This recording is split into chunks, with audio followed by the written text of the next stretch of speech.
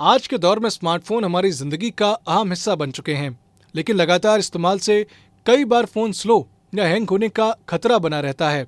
प्रयागराज के technical expert robin के अनुसार फोन को रिस्टार्ट करने और पावर ऑफ करने में बड़ा फर्क होता है। जब फोन स्लो चल रहा हो, नेटवर्क में समस्या हो या एप्स क्रैश कर रहे हों, तो हाँ, फोन को रीस्टार्ट करना फायदेमंद होता है, क्योंकि इससे बैकग्राउंड में चल रही अस्थायी फाइलें हट जाती हैं और फोन की स्पीड बढ़ जाती है। दूसरी तरफ पावर ऑफ करने का मतलब है फोन को पूरी तरह से बंद करना, जो डिवाइस को आराम देने जैसा है। खासकर जब फोन ज्यादा गर्म हो रहा हो तो उसे कुछ देर के लिए स्विच ऑफ करना बेहतर माना जाता है।